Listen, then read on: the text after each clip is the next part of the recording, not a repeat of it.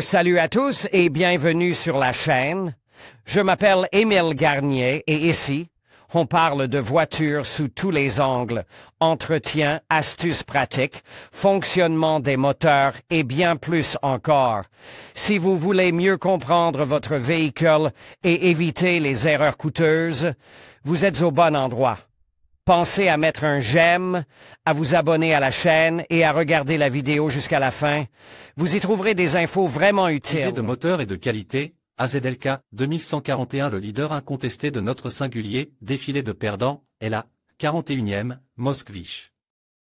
Il semblerait que cette voiture ait pu appartenir à une classe supérieure à celle des Ziguli et des Sputnik, car en termes de dimension et de prix, elle surpassait la production de l'usine automobile de la Volga. Cependant, la Moskvich présentait toute une série d'inconvénients, tant congénitaux qu'acquis. Tout d'abord, malgré plusieurs Moskvich séries et prometteuses que les concepteurs de l'usine ont développées en interne dans les années 70, il a été ordonné par la suite de prendre la 5A 1308 à Ion française comme point de référence. Comparé la 5A de série et le premier modèle en circulation de l'AZLK 2141, surnomme Maximka, cette voiture était, bien sûr, à traction avant et avec une disposition transversale du moteur, et l'usine automobile de Moscou ne possédait pas une telle base des agrégats, même dans une perspective théorique. C'est pourquoi il a été décidé de transformer la carrosserie de Simca en une voiture à moteur longitudinal, ce qui permettrait d'utiliser le bon vieux moteur du FA. Le donneur du projet était une autre voiture étrangère, l'Audi 100 C2, qui avait un moteur longitudinal. Et pour que le porte-à-faux avant ne soit pas trop long, comme dans le cas de la 100, le radiateur du système de refroidissement de Moskvich a dû être déplacé vers la gauche par rapport à l'axe longitudinal de la voiture. L'avant de la voiture s'est avéré assez long et haut, mais ce n'était pas le principal problème dans le compartiment moteur.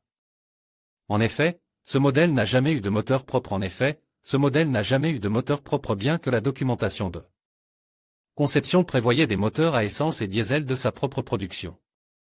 Hélas, depuis 1987, beaucoup de choses ont mal tourné en URSS, si bien que la production de moteurs propres à la ZLK n'a jamais été lancée. Toute sa vie, la 41e, s'est contentée des moteurs d'autrui, d'abord le Si de Ziguli, modification de 1106 à 70. Puis le 412, modernise, qui a reçu la désignation USAM 331.10. Ce qui unissait ces deux moteurs, c'est que leur puissance, 76 et 72 chevaux, respectivement, pour une voiture aussi grande et aussi lourde, était clairement insuffisante. Et si, avec le moteur Ziguliov, l'AZLK 2141 était encore peu comparable à la Moskvich, classique et ancienne, avec le moteur UFA, elle devenait un véritable rêve de retraite. La Moskvich à traction avant n'avait rien à envier à la 8 2300 cm3, ni à la 93e, d'1,5 litre. Et la Moskvich était également plus chère de 1000 roubles. Nous ne nous souviendrons pas des modèles exotiques comme le 1,8 litre diesel, en raison de son faible tirage et de son inaccessibilité pour l'acheteur soviétique. Si nous nous en souvenons, c'est littéralement en une phrase, car il était produit sous la marque Lada Aleco, spécialement pour le marché allemand, et sa dynamique n'était pas meilleure que celle du 41e, habituel. Mais même les automobilistes satisfaits de la dynamique d'accélération tranquille de la Moskvich ont été déçus par la qualité médiocre de sa fabrication et de son assemblage, qui était sans équivoque inférieur non seulement aux voitures VAZ, mais aussi aux produits AZLK des années précédentes. Ainsi, sur les voitures des premières éditions, les garnitures intérieures en plastique pouvaient gonfler et se détacher à l'improviste. Les amortisseurs cognaient, les roulements ronronnaient, les liquides de fonctionnement fuyaient. En outre, dès les années 90, de nombreuses voitures étaient peintes à l'usine sans après, directement sur le métal nu. Et dans un climat humide comme celui de Saint-Pétersbourg, certains exemplaires ont pourri jusqu'à la poussière au bout de 4 à 5 ans. Ce qui, combine à un moteur faible et à la qualité médiocre de tout le reste, n'a clairement pas contribué à la popularité de ce modèle. En général, je dirais que la voiture est belle dans son concept et laide dans son exécution.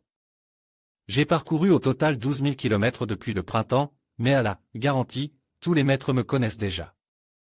J'ai choisi une voiture dans l'atelier depuis longtemps, parmi 50 pièces. Je l'ai choisie, mais le chauffage ne fonctionnait pas, les conduits d'air n'étaient pas raccordes, la tapisserie intérieure. Était à la traîne, j'ai trouvé une fuite dans le joint d'étanchéité, regardez, je les colle avec de la pâtée à modeler. Moskvich, 2141 In the Eyes of Owners, Zedarulem Magazine 11, 1987. D'une manière générale, il n'y a rien d'étonnant à ce que, dans le classement tacite, la 41e est rapidement glisse. Au niveau de la Tavria, de l'Izev Skoda et d'autres voitures soviétiques pas trop prestigieuses et populaires de la fin du XXe siècle. Ce modèle est également devenu le dernier Moskvich, dans tous les sens du terme, car en 2001, l'usine s'est arrêtée et a rapidement cessé d'exister. Ce n'est pas Rafik, IRAZ 762. L'apparition de cette voiture est liée au changement de situation en URSS au début des années 60. Tout d'abord, il est devenu possible de produire non seulement des équipements de première nécessité et à double usage, c'est-à-dire militaires, mais aussi des voitures économiques nationales. Et pour ne pas gaspiller des camions de plusieurs tonnes pour 100 ou 2 chargements, le Gosplan et d'autres institutions liées à l'économie on décide que le pays avait besoin d'une camionnette économique de faible tonnage, et non d'une grande capacité de franchissement.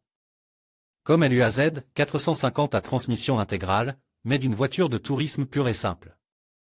Pour accélérer la production, il a été décidé de fabriquer le véhicule sur la base du minibus de passagers RAF, produit par l'usine d'autobus de Riga. Les fourgonnettes auraient peut-être été produites dans les pays baltes s'il n'y avait pas eu mais la capacité de production de la Lettonie ne permettait pas de produire à la fois des fourgonnettes, des minibus et des ambulances, ce qui était également très important pour le pays. Hélas, le RAF 977 original présentait déjà de nombreuses lacunes, même dans sa version pour passagers. Ainsi, son essieu avant était franchement surchargé et sa carrosserie n'était pas assez rigide, ce qui aurait pu devenir une véritable catastrophe pour un fourgon de transport de marchandises. Mais comme les ordres ministériels n'étaient pas discutés dans ce pays, les concepteurs de Riga ont commencé à mouler la version cargo à partir de ce qui était disponible. Ils ont créé une cloison métallique dans la carrosserie du RAF 977K expérimental, ce qui a permis non seulement de séparer le conducteur et le passager de la cargaison, mais aussi d'accroître la rigidité de la carrosserie porteuse. Le plancher et les parois intérieures ont également été renforcés par des lattes de bois, et les surfaces de la soute ont été recouvertes d'un mastic anti-bruit, qui devait également protéger la carrosserie de la corrosion. Il a été décidé de produire la voiture dans la lointaine ville d'Erevan, où une usine de production de chariots élévateurs était alors en cours de construction. Le premier échec de IRAZ a été de produire des volumes terriblement faibles, au cours des 2 premières années, seules 1000 voitures ont été produites, alors que le plan initial prévoyait la production de 2,5000 fourgonnettes par an. Toutefois, ces chiffres ne représentent qu'une goutte d'eau dans l'immense URSS. En 1973, la production est passée à 6,5 milliers de véhicules, grâce à la construction à Erevan d'un nouveau bâtiment de production, avec des ateliers de carrosserie et d'assemblage, ainsi qu'à la mise en place d'un véritable convoyeur au lieu du système primitif d'assemblage sur cale de halage. Mais le IRAZ 762 continue de craquer littéralement, si bien qu'une modification 762A est bientôt apportée, avec des côtes renforces. Et en 1976, l'usine procédait à une nouvelle modernisation, à la suite de laquelle le fourgon reçoit la désignation 762B. Outre les problèmes de rigidité de la carrosserie, qui ont hanté cette voiture tout au long de sa vie sur la chaîne de montage, la version originale ne se distinguait ni par un dynamisme particulier, à pleine charge, ni par une bonne tenue de route, en raison d'une répartition sous-optimale du poids, ni par une ergonomie acceptable. Cela n'a pas empêché la modification 762B de rester en service et sur la chaîne de montage jusqu'en 1995. Et ce fut peut-être le seul succès de la camionnette Erevan. Nous voulions ce qu'il y avait de mieux, IZH, 2126 au milieu des années 1970, toutes les usines automobiles travaillaient sur des modèles prometteurs pour la décennie suivante. Nous avons déjà parlé de la 41e, avons déjà raconté à Togliatti, on travaillait sur la future, oui, à Zaporozhye. On étudiait la Ford Fiesta de la première génération pour la transformer en ZAZ 1102, et à Izevsk, on développait une petite voiture de classe à propulsion arrière avec une carrosserie à haillons. L'entreprise a réellement reçu une telle commande de l'État avec l'aide du secrétaire du comité central du PCUS, Ustinov, qui supervisait Izmach. Tout commence très bien, l'usine dispose d'une commande publique et de spécifications techniques, et les concepteurs et ingénieurs ont beaucoup de projets et d'enthousiasme. Après tout, à Izhevsk, ils ont décidé de prouver au monde entier, et à leurs collègues soviétiques par la même occasion, que la traction avant n'est rien d'autre qu'un hommage à la mode, car la classique traction arrière n'a pas fait ses preuves et peut tout à fait convenir à une voiture moderne et confortable. Nous l'admettons, l'organisation de l'espace intérieur a été un véritable succès pour les ouvriers de l'usine. Après avoir déplacé le groupe motopropulseur avec le rapport principal vers la droite en cours de route par rapport à l'axe longitudinal de la voiture, ils ont amélioré la répartition du poids et avancent le pédalier de 200 mm, ce qui, à empattement égal, a permis de rendre l'habitacle sensiblement plus spacieux. Hélas, ni MC Ferson, ni le mécanisme de direction à crémaillère, ni d'autres innovations, n'ont eu d'effet sur le fait que la voiture, presque prête pour 1983, n'est apparue ni en 1984, ni dans les années suivantes. L'échec en zigzag est lié au fait qu'en 1984, Ustinov est décédé, qu'en 1985, la perestroïka commence dans le pays et qu'en 1987, les usines automobiles ont commencé à s'autofinancer, cessant ainsi d'être financées par l'État. Dans ces conditions, il était pratiquement impossible de lancer la production d'un nouveau modèle, et l'usine, tout comme l'économie du reste de l'URSS, a commencé à péricliter. Izhevsk a réussi à survivre dans les premières années post-soviétiques aux dépens des talons et la production à petite échelle de la voiture n'a commencé que l'année de l'effondrement de l'Union soviétique. Jusqu'en 1995, seuls quelques milliers de voitures ont été fabriquées, et la production plus ou moins stable d'Oda Orbita n'a été établie qu'en 1997 à 1998. C'est alors qu'est apparu le défaut. Mais même avant les vicissitudes économiques, la voiture à Izhevsk avait de gros problèmes de qualité de fabrication et d'assemblage, ce qui la rendait semblable à son grand frère, Moskvich. L'Oda avait des panneaux de carrosserie rouillés et même fissures. Une boîte de vitesse hurlante, des fuites et des chutes de tout ce qui pouvait l'être. Et si les automobilistes soviétiques considéraient, au moins au début, la 41e, comme une voiture prestigieuse par rapport à la production de VAZ, l'Oda, elle, ne l'a jamais été. Et à long terme, cette voiture pourrait supplanter la Ziguli dépassée, car elle était potentiellement plus moderne, plus spacieuse et plus confortable. Coup de poing, les premières Ziguli avec des arbres à cames problématiques il y a quelque temps, nous vous avons parlé de la véritable bataille pour l'arbre supérieur, entre les concepteurs soviétiques et les Italiens de Fiat. Il s'agit de la bataille pour l'arbre à cames en tête. Nos spécialistes ont insisté pour abandonner la disposition archaïque de l'arbre inférieur au profit d'un arbre à cames situé dans la culasse. Le système était en effet beaucoup plus progressif et moderne, mais lorsque les Ziguli du premier modèle sont apparus plus ou moins en masse sur les routes soviétiques, quelques années plus tard, de nombreux heureux propriétaires ont été confrontés à un problème tel que l'usure rapide des cames de l'arbre à cames.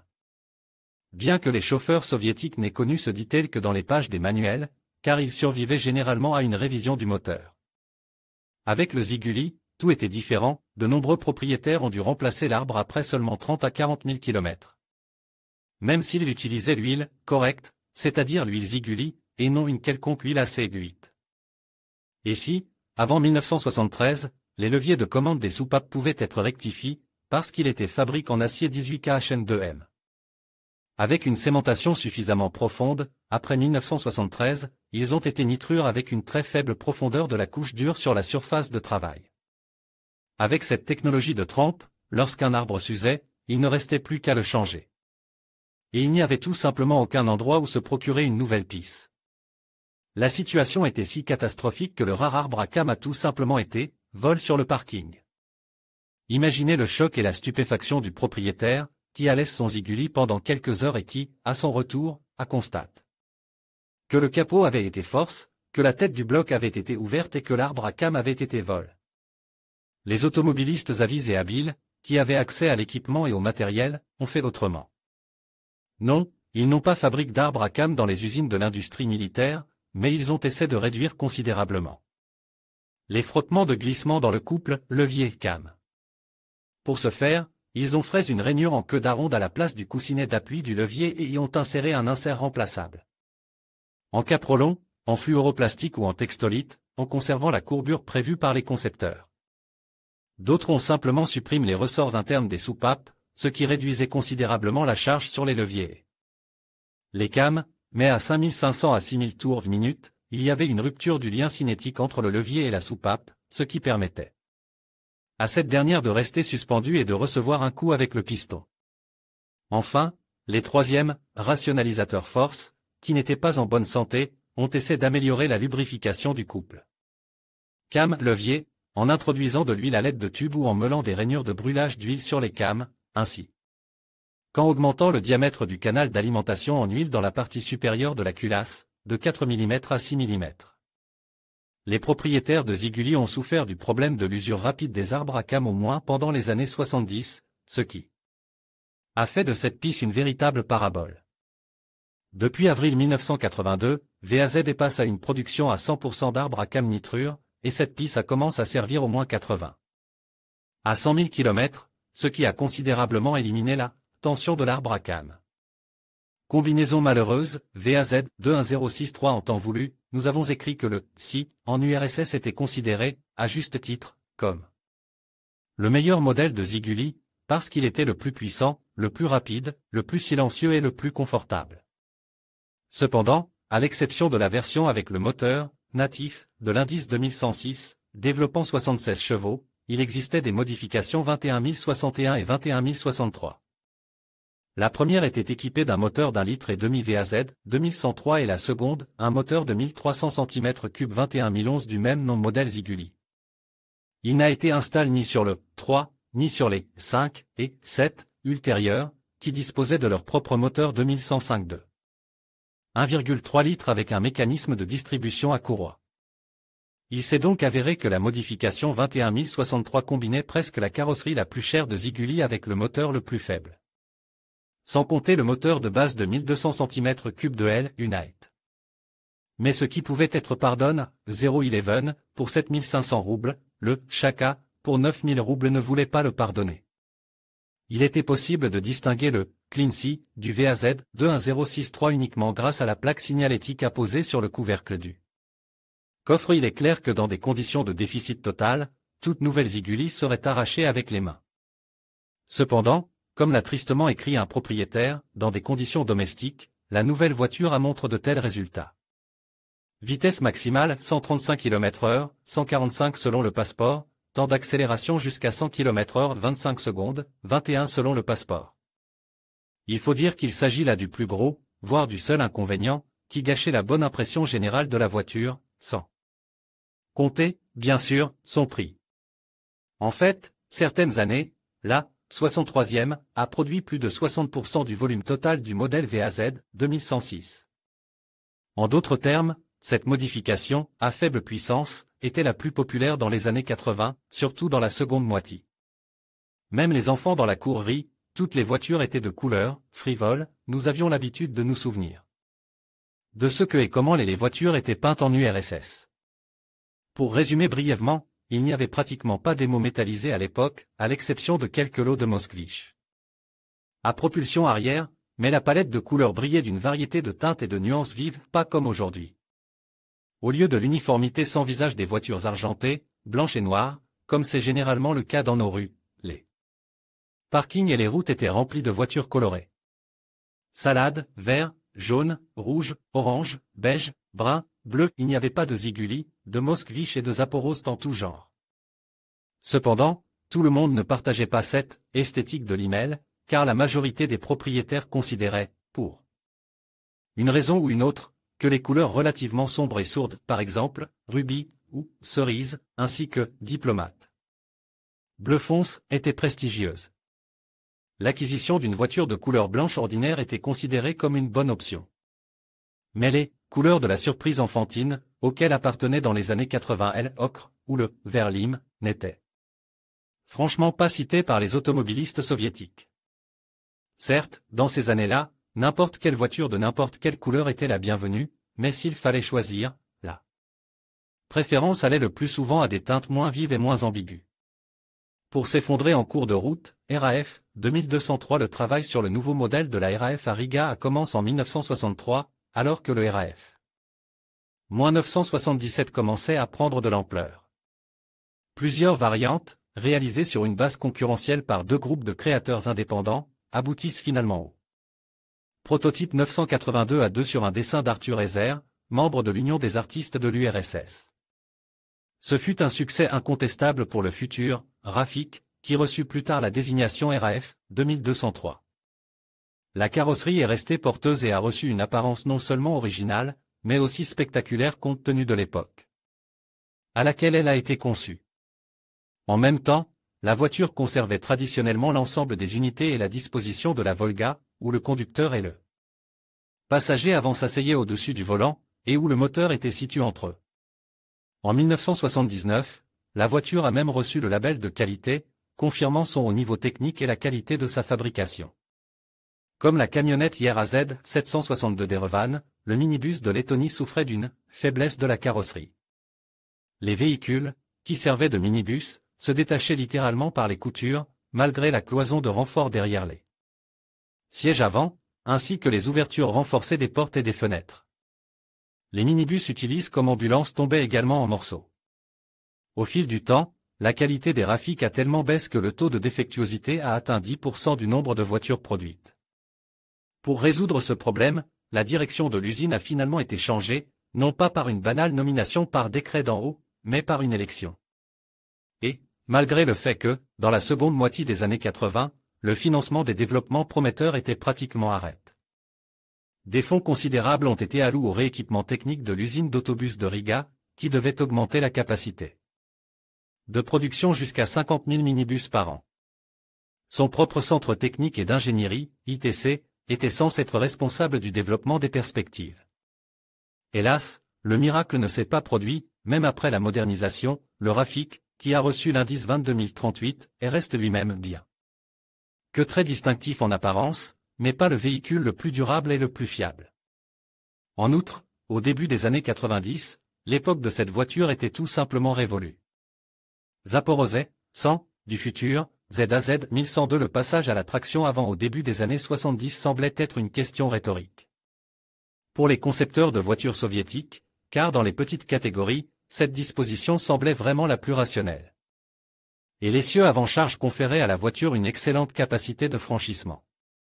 Il n'est donc pas surprenant que ZAZ ait également décidé de construire des Zaporozhye à traction avant, et quelle autre variante de la configuration pouvait choisir le concepteur en chef Vladimir Stechenko, qui a soutenu sa 10 sur la traction avant en 1969.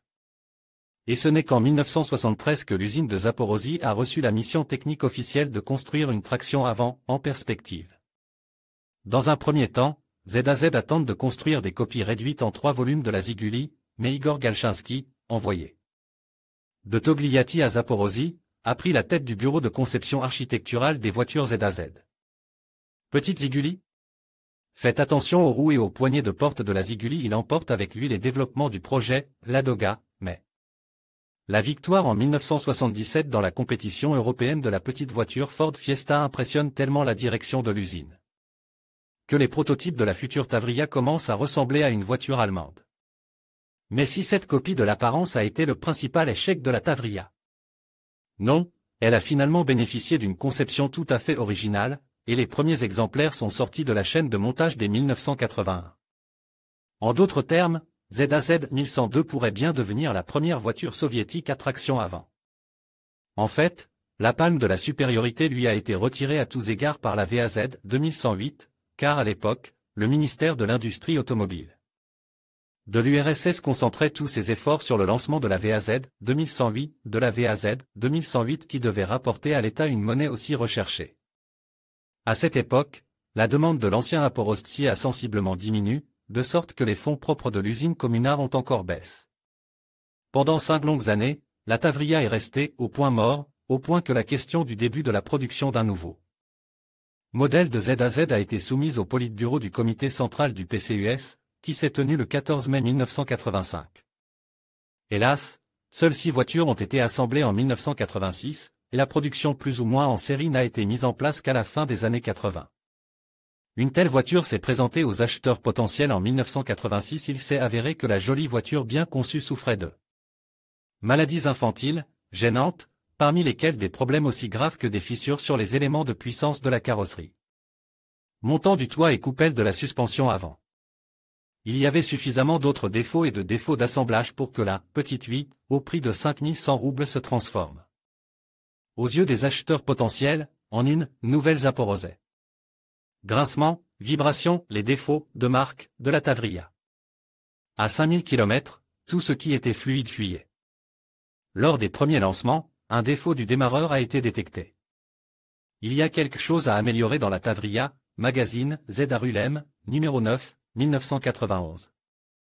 Un autre défaut de la Tavria est sa carrosserie d'origine. Comme dans le cas de la VAZ 2108, les acheteurs n'ont pas vraiment apprécié la petitesse de la voiture, et les 5 portes ont été remplacés par un nouveau modèle. Le Break Dana et la Slavuta Liftback sont entrés en production bien plus tard que ne l'aurait souhaité le consommateur soviétique. Plus précisément, cela s'est produit au moment où la Tavria a été produite par le nouvel État.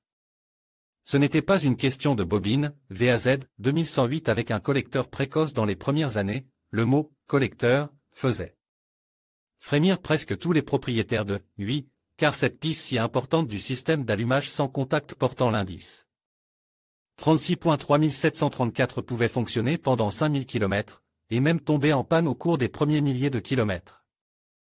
Après cela, une voiture neuve devenait un bien immobilier, et il était presque impossible d'acheter un nouveau tableau de distribution.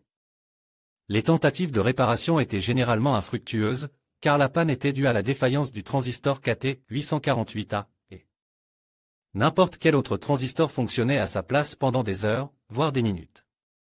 À l'ouest, ce problème a été réglé très simplement en installant un collecteur import et fiable au lieu d'un produit soviétique.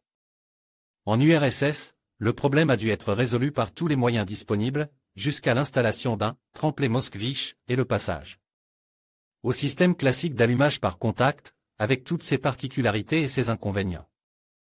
Ce n'est qu'au début de l'année 1989 qu'il a été possible de résoudre ce problème douloureux pour tout propriétaire de Spoutnik, lorsque l'usine ATE de Moscou, qui porte le nom d'A.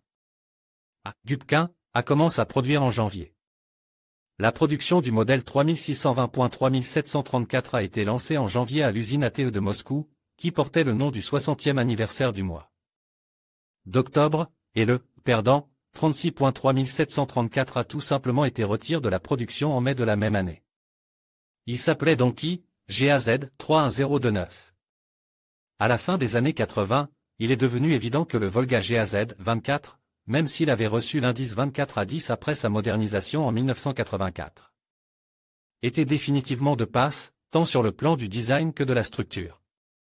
En outre, les tampons de la carrosserie s'étaient tellement usés que la Volga, autrefois prestigieuse, semblait avoir été réparée. Après un accident dans des conditions artisanales, même à la sortie de la chaîne de montage. L'apparition de la voiture avec une paire de phares 11 archaïques FG 140, que l'on ne trouvait à l'époque que sur les Isae. Les Zaporozhye, a suscité le plus d'interrogations. Pour résoudre le problème de l'usure des carrosseries par manque de moyens financiers, il a été décidé d'utiliser des pièces de carrosserie arrière du modèle ministériel GAZ 3102, qui était produit en quantité beaucoup plus modeste et dont l'équipement de production était donc en excellent état. C'est pourquoi l'ancienne simplette reçoit la poupe de sa grande sœur, dont l'élément le plus caractéristique est constitué par les énormes blocs lumineux des feux arrière, qui occupent la quasi-totalité du panneau arrière. La face avant est entièrement nouvelle, les anciennes lignes strictes cèdent la place à des formes plus arrondies dans l'esprit de l'époque, et le bloc de phare et la calandre reçoivent une inclinaison positive, et les deux pare-chocs et la calandre deviennent noirs et en plastique.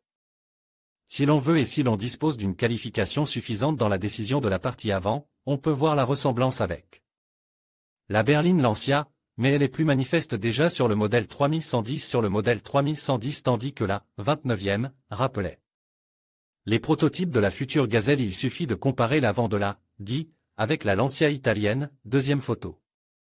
La combinaison d'un avant arrondi et assez moderne avec les formes monumentales américanisées de la poupe pouvait être considérée comme un petit échec. C'est pour cette raison que la voiture a reçu le surnom des Anne. Il fallait penser à une telle zoocréation. L'usine est passée à la production de GAZ 31029 au début de l'année 1992, c'est-à-dire dès la période russe. Cependant, la Volga est restée une voiture soviétique en termes de conception et de construction. La demande pour ce modèle était tout simplement agiotique, l'atelier d'assemblage de voitures et passe au travail en 3 équipes.